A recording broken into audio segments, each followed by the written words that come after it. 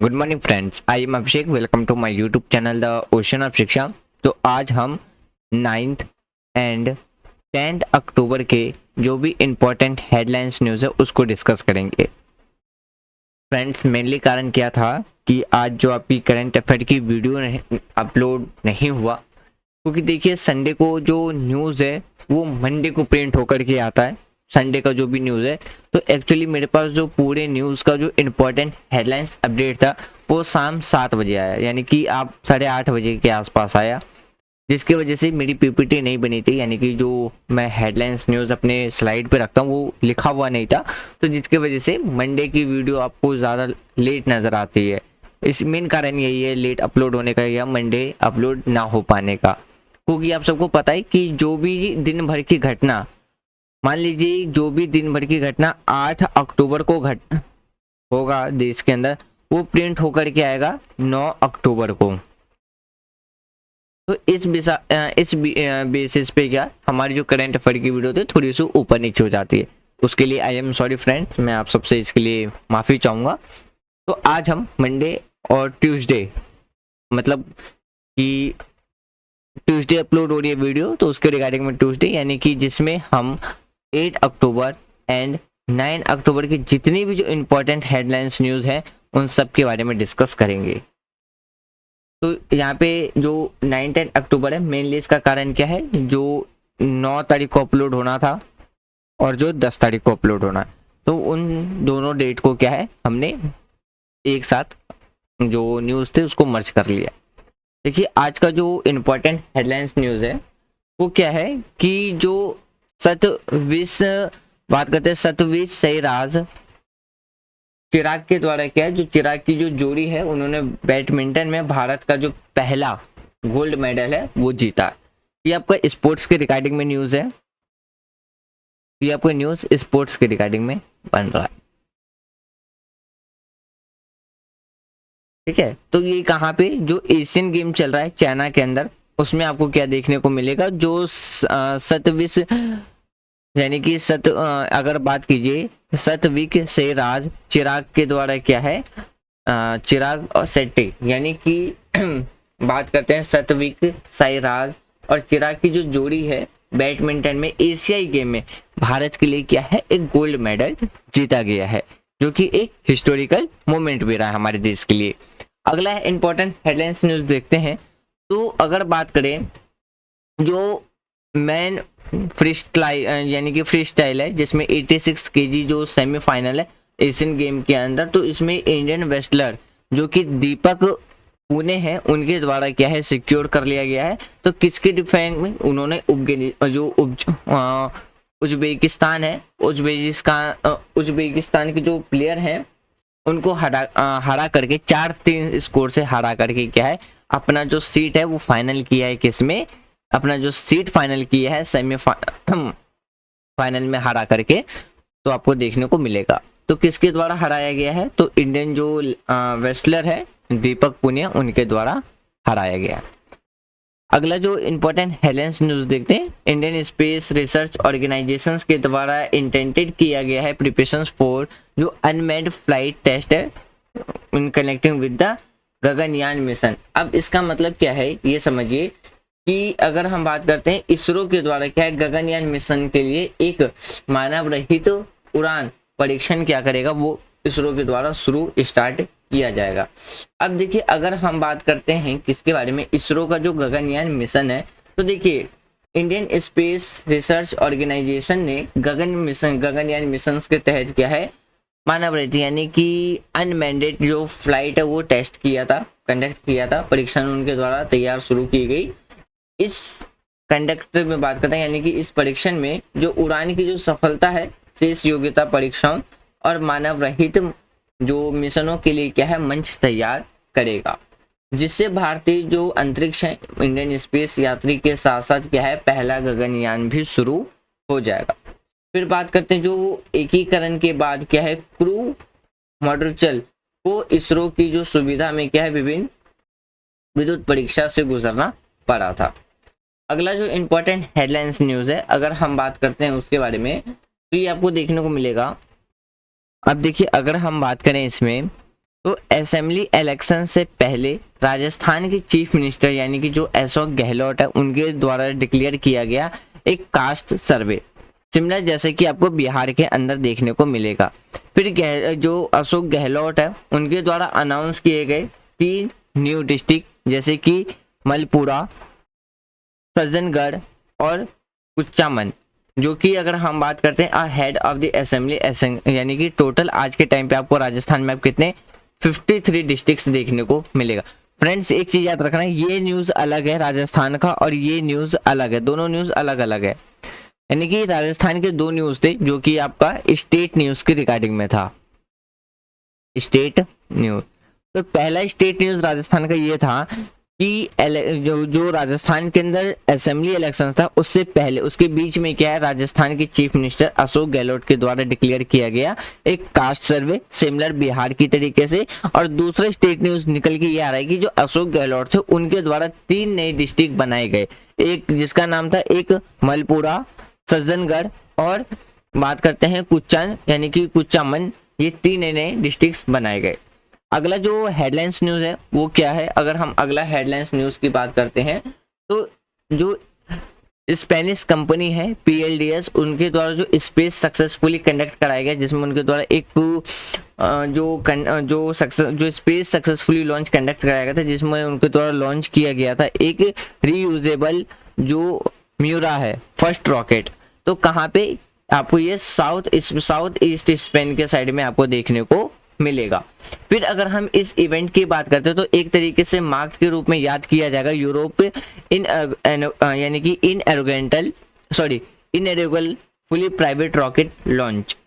यानी कि अगर आप बात करते हैं तो इस घटना से ने क्या है, यूरोप के पहले पूरी तरीके से जो निजी रॉकेट है, प्राइवेट रॉकेट है, वो अब क्या होगा, एक तरीके से प्रक्षेप को पूर्ण किया जाएगा। और इस क्षेत्र में बात करते हैं तो अकेले द्वारा क्या है करने की एक आशा जगाया जाएगा। यानी कि अगर हम बात करते हैं कि जो प्राइवेट रॉकेट जो लॉन्च किया गया है तो उस क्षेत्र में क्या है अटकले द्वारा क्या है, यानी कि अटकले दूर करने, यानी कि जो भी अटकने हैं उसको दूर करने का क्या है अब एक आशा लगाया जा रहा है कि जो भी डिस्टरबेंस आ रही है अब उसको क्या है हटाया जा सकता है।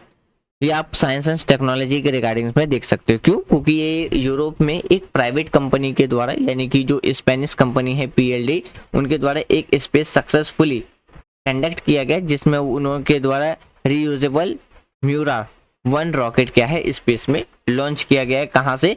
तो साउथ वेस्ट स्पेन के साइड से।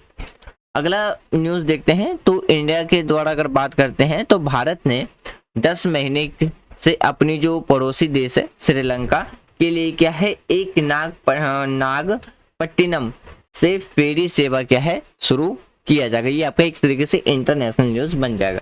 अब देखिए अगर हम बात करते हैं इसके बारे में तो भारत और जो नागपट्टिनम तमिलनाडु से श्रीलंका के बीच क्या है एक नौ सेवा यानी कि एक नौ सेवा शुरू किया जाएगा। तो इसमें क्या है, इसमें 10 तारीख को नागापट्टिनम से पड़ोसी देश जो कि हमारा एक नेबर कंट्री श्रीलंका के लिए फेरी सेवा शुरू हुई। फेरी सेवा का मतलब है वही नौका सेवा शुरू किया जाएगा। इसमें अगर बात करते हैं जो नौका सेवा है तो 30 मिनट में श्रीलंका के कांगेथुराई बंदरगाह तक पहुंचेगी। और सेवा की जो सुविधाजनक बनाने के लिए क्या है सेंट्रल गवर्नमेंट ने 3 करोड़ रुपए की लागत पर नागापट्टिनम बंदरगाह की खुदाई की है। तो यात्रा की बात करते हैं तो जो आपको यात्रा देखने को मिलेगा तो यात्री 6500 रुपए का टिकट लेकर के यानी कि पे करके श्रीलंका की यात्रा कर सकते हैं। तो ये आपको क्या है एक इंटरनेशनल न्यूज देखने को मिलेगा। ये आपको बन जाएगा एक इंटरनेशनल न्यूज। अगला क्वेश्चन, अगला हेडलाइंस न्यूज देखते हैं। देखिए आफ्टर 52nd काउंसिल मीटिंग और के बाद यानी कि अगर हम बात करें जीएसटी की जो काउंसिल मीटिंग हुई थी उसमें अपील जो न्यायाधिकरण के अध्यक्ष के लिए क्या है आयु की सीमा बढ़ा दी गई है। तो इसमें बात करते हैं जो जीएसटी काउंसिल है जिसमें 52nd काउंसिल की जो बैठक हुई थी उसके बाद ये घोषित कर दिया गया, डिक्लेयर कर दिया गया कि जीएसटी की जो अपीलीय न्यायाधिकरण के जो अध्यक्ष और जो सदस्य होंगे उनकी अधिकतम आयु की जो सीमा है वो बढ़ाने का इसमें फैसला लिया गया। तो जैसे कि राष्ट्रपति का जो कार्यकाल है वो 17 वर्ष की आयु तक हो सकता है, जिससे पहले 67 से बढ़ाकर उसे 67 वर्ष किया गया था। पहले 67 वर्ष बढ़ा करके 67 किया गया था, जबकि सदस्य के लिए सीमा कितना था, 65 था। तो 65 से बढ़ा करके कितना कर दिया, 67 कर दिया गया। तो जो नियुक्त यानी कि जो अपॉइंटमेंट की जो न्यूनतम आयु है तो उसे पहले निर्देशित नहीं किया गया था, लेकिन अब इसे निर्देशित करके कितना 50 साल जो सिफारिश है 50 साल रखने की सिफारिश की गई है। तो ये आपका किसके रिगार्डिंग में बन जाएगा, एक नेशनल न्यूज आपका बन जाएगा। तो ये किस मीटिंग के तहत हुआ था, जीएसटी के 52nd काउंसिल मीटिंग के बाद ये डिसीजन लिया गया। अगला अगर हम हेडलाइंस न्यूज देखते हैं तो देखिए इजराइल ने गाजा यानी कि गाजा में हमास के खिलाफ किया जवाबी हमला, यानी कि जो रिप्लाई देने का काम था वो हमला अब शुरू कर दिया गया। ये आपका एक तरीके से इंटरनेशनल न्यूज बन जाता है, इंटरनेशनल न्यूज। अब देखिए अगर हम बात करते हैं, हम सबको पता है कि अगर हम बात करते हैं इजराइल और गाजा में जो हमास है दोनों के बीच में हमें एक कॉन्फ्लिक्ट देखने को मिलता है। जो फिलिस्तीनी जो चरमपंथी हैं यानी कि फिलिस्तीनी चरमपंथी जो ग्रुप है उनके द्वारा क्या है इजराइल पे 5000 रॉकेट क्या है एक साथ छोड़े गए। तो 5000 से भी ज्यादा क्या है एक साथ में रॉकेट छोड़े जाने के बाद क्या है जो इजराइल की जो रक्षा बल है यानी कि आईडीएफ के द्वारा क्या है हमास के खिलाफ अब जो उसके अगेंस्ट में जो कार्रवाई है एक्शन है उसकी शुरुआत की गई। तो अगर हम रॉकेट की अगर मुताबिक बात करें तो 200 से ज्यादा अधिक जो इजरायली हैं वो क्या हो चुके हैं, घायल हो चुके हैं, यानी कि घायल हो गए और मारे गए। तो हमास के द्वारा जो गाजा पे हमला पर दागे गए जो मिसाइल्स थे, जो रॉकेट्स छोड़े गए थे, उनमें बात करते उसके जवाब में जो आईडीएफ है यानी कि इजरायली डिफेंस फोर्स ने गाजा पे हमास पे के ठिकानों पर क्या हमला करना शुरू कर दिया है। अगला हेडलाइंस न्यूज देखते हैं। अगला जो हेडलाइंस न्यूज आपको देखने को मिलेगा, देखिए वसूली पश्मीना जो उधमपुर की जो कलाकारी है उनके लिए क्या है उन्हें जीआई टैग मिला है। तो यहाँ से आपके से क्वेश्चन किसका निकल के आ रहा है, जियोग्राफी इंडिकेशन का टैग मिल चुका है।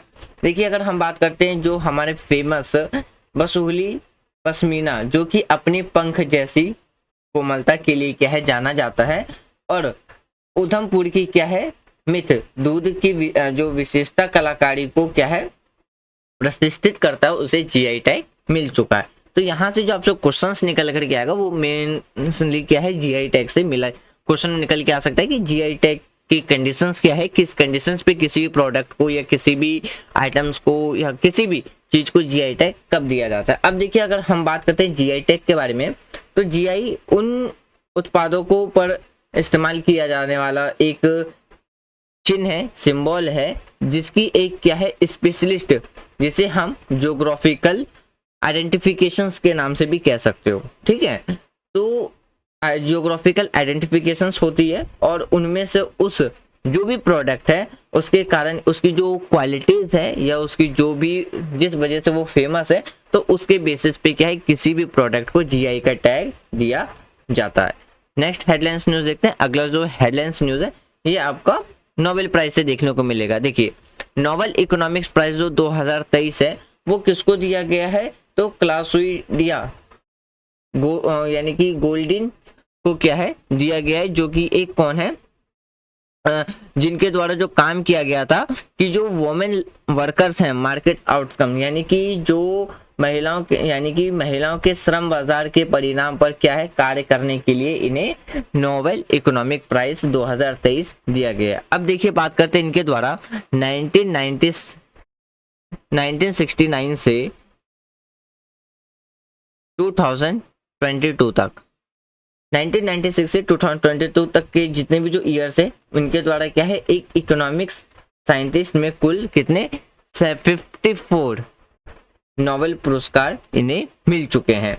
तो 92 पुरस्कार विजेताओं में से 25 एकमात्र जो प्राप्त जिसके द्वारा रिसीव किया गया उनमें से यह प्रतिष्ठित पुरस्कार प्राप्त करने का सम्मान मिला है। अगला न्यूज देखते हैं। अगला जो हेडलाइंस न्यूज है वो आपको देखने को मिलेगा after the surprise attack by Hamas. ये भी आपको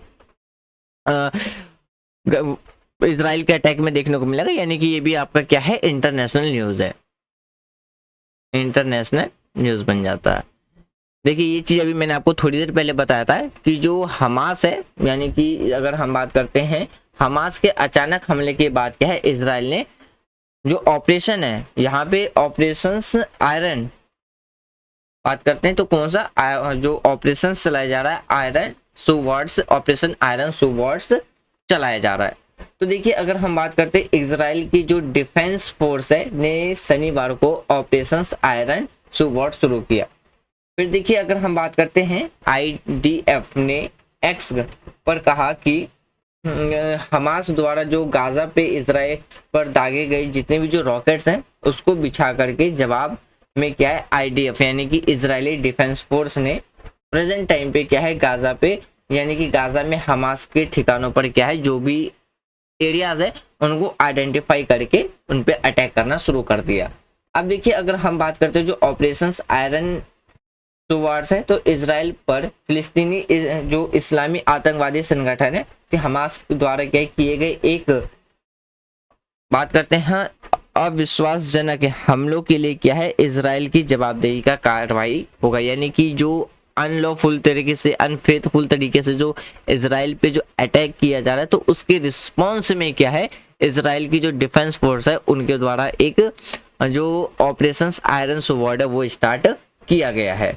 अगला हेडलाइंस न्यूज देखते हैं। तो प्राइम मिनिस्टर नरेंद्र मोदी के द्वारा क्या है एथलीटों के जो ग्रुप्स हैं उनके साथ बातचीत करने के लिए और उन्हें संबोधित करने के लिए क्या है तो मेजर ध्यानचंद स्टेडियम जो एशियाई खेल 2022 में भाग लेने वाले जो इंडियन एथलीट्स थे उनके ग्रुप के साथ वो क्या करेंगे, बातचीत करेंगे और उन्हें संबोधित करेंगे। फिर बात करते हैं जो एशियाई खेल 2022 में भारत ने 28 यानी कि 28 गोल्ड मेडल जीते थे और इस बार बात करते हैं तो टोटल 107 यानी कि 107 गोल्ड मेडल भारत के द्वारा जीता गया है। अगला हेडलाइंस न्यूज देखते हैं। देखिए अगला जो हेडलाइंस न्यूज है कि during the first leg of his 2 nation visit the रक्षा मंत्री is a schedule to meet Italian defence minister Guido Crosetto in Rome. अब देखिए ये भी हमारा क्या बन जाता है, एक इंटरनेशनल न्यूज बन जाता है। क्यों? क्योंकि हमारी कंट्री के जो डिफेंस मिनिस्टर हैं राजनाथ सिंह वो इटली और फ्रांस की जो 4 दिन की जो यात्रा है उसको शेड्यूल किया गया, यानी कि 4 दिन की यात्रा पे वो 2 देश जाएंगे, एक फ्रांस और एक इटली। अब देखिए अपनी जो 2 देशों की जो यात्रा है से पहले चरण के दौरान क्या है, यानी कि पहले स्टेप के दौरान यानी कि जो पहला फेस होगा के दौरान में क्या है जो राजनाथ सिंह है यानी कि हमारे जो डिफेंस मिनिस्टर है वो रोम में इतालवी रक्षा मंत्री गुइडो क्रोसेटो से मिलने का उनका प्रोग्राम शेड्यूल किया गया है। फिर मार्च 2023 में जो इतालवी प्रधानमंत्री की जो भारत की यात्रा के दौरान क्या है भारत और इटली के बीच में जो भी संबंध है उनको राजनीतिक साझेदारी तक क्या है बढ़ाया जाएगा। फिर जो राजनाथ सिंह है पेरिस में अपने सक्षम जो भी फ्रांसीसी सशस्त्र बल है के मंत्री के साथ 5वीं वर्ष रक्षा पर क्या करेंगे वो डिस्कस करेंगे। तो इसलिए ये आपका एक डिफेंस के साथ साथ क्या बन जाता है, आपका एक इंटरनेशनल न्यूज भी बन जाता है, इंटरनेशनल न्यूज। अगर हम इसके सोर्स की बात करें तो ये आपका newsonair.government.com से लिया गया। अगर आपको ये आर्टिकल पूरा पढ़ना है तो आप newsonair.government.in पर जाकर के ये न्यूज का पूरा आर्टिकल पढ़ सकते हो। अगला अगर हम हेडलाइंस न्यूज की बात करते हैं तो मिनिस्ट्री ऑफ कल्चर्स के द्वारा क्या है 449 सिटीज अक्रॉस क्या है आइडेंटिफाई किया गया है, किसके अंडर में तो स्पेशल स्वच्छता जो कैंपेन है 3.0, तो उसके तहत क्या है 449 सिटीज को क्या है आइडेंटिफाई किया गया है। अब बात करते हैं इसके अगला जो हेडलाइंस न्यूज है। देखिए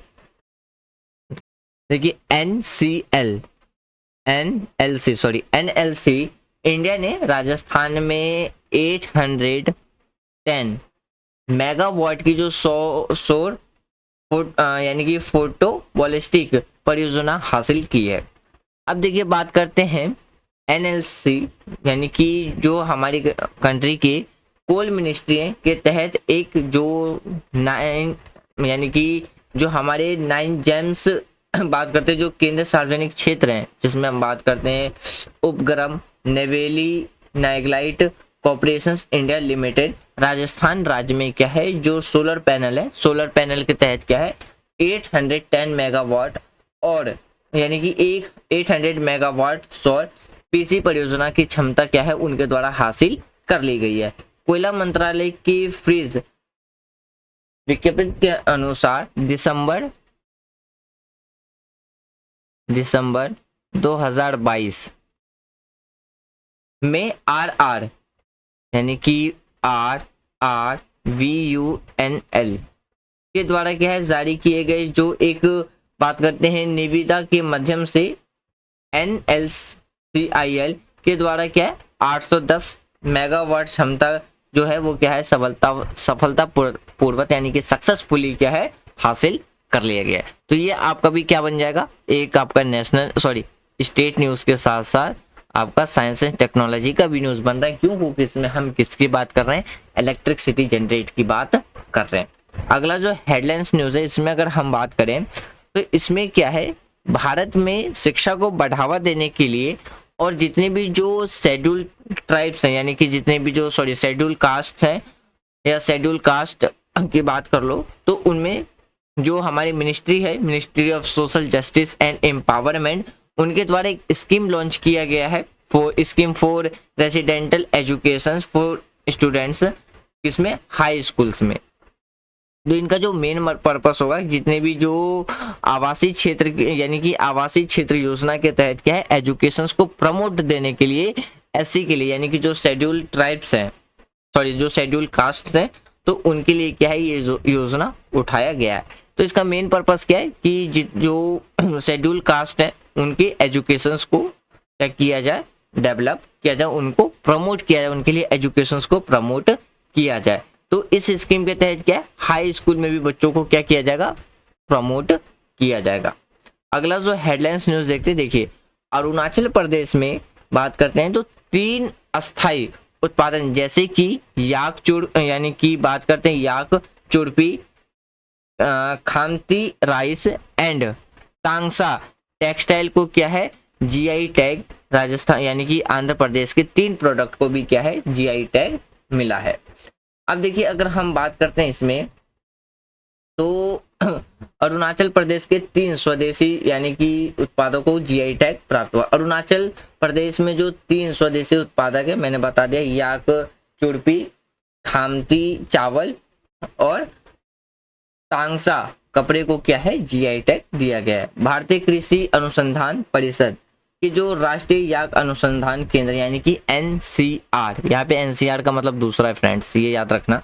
तो एनसीआर के निर्देशक जो कि डॉक्टर मिहिर सरकार ने कहा कि चुड़पी जो अरुणाचली याक के दूध से तैयार की जाती है और अरुणाचल प्रदेश में पश्चिम कामगेंग और तवांग जिलों में पाई जाने वाली क्या है एक अनोखी याक नस्ल है। तो जिस वजह से यहाँ क्या है एक इन्हें जीआई टैग दिया गया है। अगला न्यूज देखते हैं मंडे को आईएमएफ और वर्ल्ड बैंक के द्वारा कन्वेट किया गया है एक मोरक्को फॉर देयर जो इनॉग्रेशन एनुअल मीटिंग है जो कि अफ्रीका के अंदर आपको देखने को मिलेगा हाफ सेंचुरी मतलब क्या है सोमवार को आईएमएफ और वर्ल्ड बैंक ने मोरक्को में अपनी क्या है 5 दशकों में पहली बार अफ्रीका भूमि पर आयोजित की अपनी एक वार्षिक बैठक है।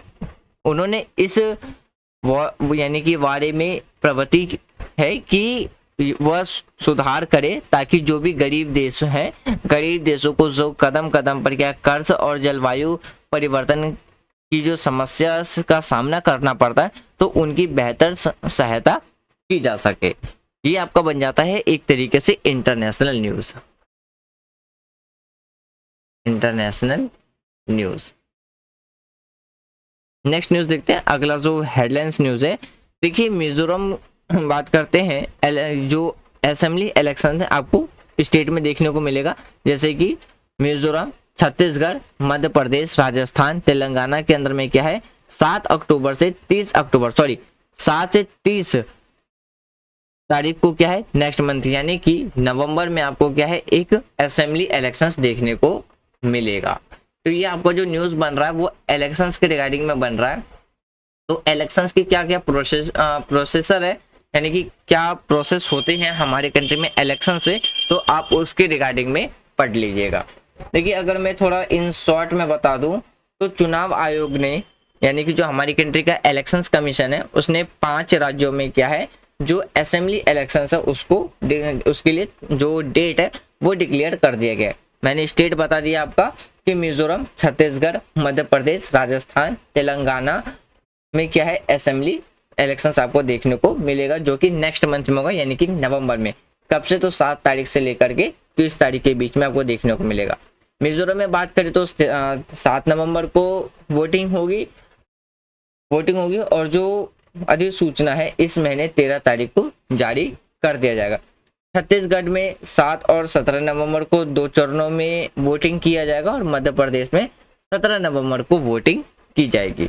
नेक्स्ट हेडलाइंस न्यूज़ देखते हैं। अगला जो हेडलाइंस न्यूज़ है ये आपको देखने को मिलेगा किसके रिगार्डिंग में, कि देखिए अगर हम बात करें तो ये भी आपका स्पोर्ट्स के रिगार्डिंग में, ठीक है। तो नवंबर 2023 में अगर बात करें तो अयोध्या राष्ट्रीय तीरंदाजी जो चैंपियन है उसकी मेजबानी करेगा। ये आपको डोमेस्टिक लेवल पे यानी कि आपका एक नेशनल न्यूज़ बन रहा है स्पोर्ट्स के। तो देखिए सीनियर नेशनल जो आर्चरी चैंपियनशिप है 25 से 30 नवंबर के बीच में क्या है अयोध्या में आयोजित किया जाएगा। तो चैंपियनशिप में जो भारतीय रिजर्व जो इंडियन बात करते जो रिकवर्स हैं और जो कंपाउंड राउंड के तहत क्या है व्यक्तिगत टीम और जो मिश्रित टीम है उसको बनाया जाएगा। फिर अगर हम कॉम्पिटिशन्स की बात करते हैं यानी कि जो कॉम्पिटिटर है या जो स्पोर्ट्स पर्सन है जो गेम खेलेंगे उनका उद्घाटन 25 नवंबर को योगी आदित्यनाथ के द्वारा किया जाएगा। इस प्रतियोगिता का जो उद्घाटन है तो किसके द्वारा किया जाएगा, तो योगी आदित्यनाथ के द्वारा 25 नवंबर को किया जाएगा। 25 नवंबर को किया जाएगा। फिर बात कीजिए कि समापन समारोह के में केंद्रीय खेल मंत्री अनुराग ठाकुर भी क्या होंगे इसमें शामिल होंगे, यही बात इसमें रखी गई है। तो यहाँ पे आपको हिंदी में देखने को मिलेगा, यहाँ पे आपको इंग्लिश में देखने को मिल जाएगा। अगला न्यूज़ देखते हैं। अगला जो हेडलाइंस न्यूज़ है वो आपका किस में देखने को मिलेगा। देखिए अगला जो न्यूज़ है ये भी आपका स्पोर्ट्स न्यूज़ के ही रिगार्डिंग में, क्योंकि देखिए अभी स्पोर्ट्स न्यूज़ ज़्यादा चल रहा है। तो एशिया गेम के रिगार्डिंग में आपको देखने को मिलेगा जो कि चाइना के अंदर कंडक्ट कराया जा रहा है। तो उसमें इंडिया के द्वारा क्या है इस बार 107 गोल्ड मेडल जीता गया है। तो बात करते हैं जितने भी जो इंडियन दल है, भारतीय दल है, उनके द्वारा रिकॉर्ड में 107 जो गोल्डन है उनके साथ समापन किया गया है। भारत ने 2018 में चीन में एशियाई खेलों में कुल 107 पदक जीतकर एशियाई खेलों में 70 गोल्ड के अपने पिछले रिकॉर्ड को क्या है पार कर लिया है। ये दूसरी बार है जब इंडिया के द्वारा क्या है ओलंपिक जो राष्ट्रमंडल खेल और एशियाई खेल के सहित या तीनों प्रमुख खेलों में क्या है 100 से भी ज्यादा गोल्ड मेडल जीता गया है। भारतीय दल ने इस बार क्या 100 पार की जो प्रतिबंधितता पर क्या है खरा उतरने का अपना अभियान समाप्त कर लिया। यानी कि आप ये इन शॉर्ट ये समझिए कि जो एशियन गेम चल रहा है तो इसमें हमारी कंट्री के द्वारा क्या है 107 गोल्ड मेडल जीता गया। लेकिन अगर हम पिछली बार की बात करें तो इंडिया के द्वारा 107 जो मेडल जीता गया था उसमें से 70 मेडल क्या था गोल्ड का था।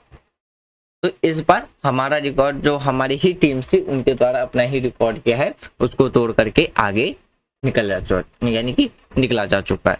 अब नेक्स्ट न्यूज़ की बात करते हैं। अगला जो न्यूज़ है ये आपका स्टेट न्यूज़ के रिगार्डिंग देखने को मिलेगा। जो त्रिपुरा के चीफ मिनिस्टर हैं मनिक शाह, उनके द्वारा इंट्रोड्यूस किया गया है स्टेट ई कैबिनेट सिस्टम, जिसमें वो पोस्ट यानी कि हम बात करते हैं जो पोजीशनिंग होगा त्रिपुरा के अंदर वो 4th इंडियन स्टेट, और सेकंड बात करेंगे तो कहाँ होगा, नॉर्थ ईस्ट रीजन में देखने को मिलेगा। यानी कि इस जो ई कैबिनेट सिस्टम है वो सेकंड कहाँ पे अडॉप्ट किया जा रहा है, तो नॉर्थ ईस्ट जो रीजन है वहाँ पे अडॉप्ट किया जा रहा है। अब देखिए अगर हम बात करते हैं त्रिपुरा के जो ई कैबिनेट प्रणाली लागू करने वाला क्या है, भारत का चौथा देश है, यानी कि भारत का चौथा स्टेट है, 4th स्टेट है।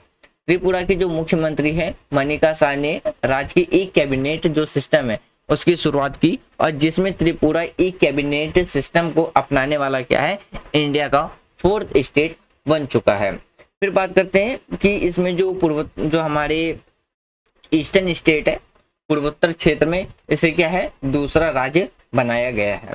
फिर बात करते हैं त्रिपुरा में जो ई कैबिनेट सिस्टम है वो उत्तराखंड में सफल कार्यान्वयन के बाद क्या है इसे तैयार किया गया। त्रिपुरा में ई गवर्नेंस को मजबूत करने, डिजिटलीकरण को डिजिटलाइजेशन का एक इम्पोर्टेंट रोल प्ले करने में क्या है ये इम्पोर्टेंट रोल प्ले करेगा।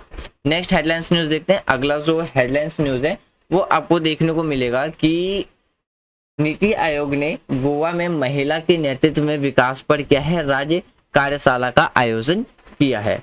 महिला उद्यमिता मंच यानी कि WEP वुमेन एंटरप्रेन्योरशिप प्लेटफॉर्म का उद्घाटन किया गया। अगर हम बात करते हैं वुमेन एंटरप्रेन्योरशिप प्लेटफॉर्म के बारे में, तो इसके माध्यम से क्या है महिलाओं की जो लीडरशिप है यानी कि जो लीडिंग वाले जो डेवलपमेंट है को सक्षम करने के लिए नीति आयोग के द्वारा राज्य कार्यशाला श्रृंखला का आयोजन यानी कि CSIR राष्ट्रीय मुद्रा विकास संस्था INO सभागार गोवा में किया जाएगा। कार्यशाला देश में पश्चिमी क्षेत्र पर ध्यान केंद्रित करते हुए गोवा सरकार के सहयोग से आयोजित की जाएगी। तो ये भी आपका क्या बन जाता है, एक नेशनल न्यूज बन जाता है। नेक्स्ट न्यूज देखते हैं। अगला जो न्यूज है, देखिए अगला जो न्यूज है ये आपको इंटरनेशनल न्यूज देखने को मिलेगा। तो देखिए श्रीलंका कोलंबो में IORA जो मंत्री परिषद है यानी कि जो काउंसिल ऑफ मिनिस्टर है उनकी एक बैठक की मेजबानी करेगा। अब बात करते हैं श्रीलंका 11 अक्टूबर को हिंद महासागर यानी कि जो हमारा इंडियन ओशन है उसमें रिंग एसोसिएशन यानी कि देखिए जो IORA है इंडियन ओशन रिंग एसोसिएशन में क्या है एक महत्वपूर्ण काउंसिल ऑफ मिनिस्टर की क्या है वो मीटिंग करेगा। अगर बात करते हैं इस प्रोग्राम में जितने भी जो फॉरेन मिनिस्टर है यानी कि हमारी कंट्री के जो फॉरेन मिनिस्टर है S जयशंकर समेत 16 देश के जो फॉरेन मिनिस्टर हैं यानी कि जो बिग लीडर्स हैं यानी कि फॉरेन मिनिस्टर नहीं, यहाँ पे हम कह सकते हैं कि जो मोस्ट सीनियर लीडर्स हैं वो इसमें क्या करेंगे, पार्टिसिपेट करेंगे। कोलंबो में होने वाली जो 23rd काउंसिल ऑफ मिनिस्टर की जो बैठक होगी उसमें श्रीलंका 2023 से 2025 की ड्यूरेशन के लिए क्या है इंडियन ओशियन रिम एसोसिएशन में क्या करेगा, वो अध्यक्षता ग्रहण करेगा। नेक्स्ट हेडलाइंस न्यूज देखते हैं। अगला जो हेडलाइंस न्यूज है और आज का जो लास्ट इंपॉर्टेंट हेडलाइंस न्यूज है, अगर हम बात करते हैं इसमें PATA का मतलब है पैसिफिक एशियन ट्रेवल एसोसिएशन के तहत भारत संयुक्त रूप से क्या है एशिया प्रशांत क्षेत्र में क्या है ट्रेवल फॉर लाइफ को क्या करेगा, बढ़ावा देगा। अब बात करते हैं जो पैसिफिक एशिया ट्रेवल एसोसिएशन है यानी कि PATA की बात करें तो ने पूरे एशिया प्रशांत क्षेत्र में ट्रेवल फॉर लाइफ यानी कि लाइफ का पहला विस्तार करने के लिए भारत के साथ कार्य करने पे क्या है एक दूसरे के साथ प्रतिबद्धता जताई गई है। तो भारत ने नई दिल्ली में PATA के जो ट्रेवल मार्ट के लिए 46 जो एडिशंस की क्या है वो मेजबानी की गई है भारत के द्वारा, और जिसमें लगभग 1000 से ज्यादा क्या है जो लीडर्स थे उनके द्वारा क्या है इसमें पार्टिसिपेट किया गया। तो ये भी एक तरीके से आपका क्या बन जाता है, एक इंटरनेशनल न्यूज बन जाता है। International news. तो फ्रेंड्स ये था हमारा आज का डिस्कशन, जिसमें हमने 9th एंड 10th अक्टूबर के लिए जो भी करंट अफेयर या जो इम्पोर्टेंट हेडलाइंस न्यूज़ है वो डिस्कस किया। मैं उम्मीद करता हूँ कि जो ये हम हेडलाइंस जो न्यूज़ डिस्कस कर रहे हैं वो आपके लिए काफ़ी ज़्यादा बेनिफिशियल होगा। यदि आपको वीडियो पसंद आ रही हो तो आप वीडियो को लाइक कर सकते हो, शेयर कर सकते हो एंड चैनल को सब्सक्राइब कर सकते हो। और शाम 8:30 बजे हम मिलेंगे गवर्नर के चैप्टर के लेक्चर 3 के साथ। Thanks for watching friends, take care, जय हिंद।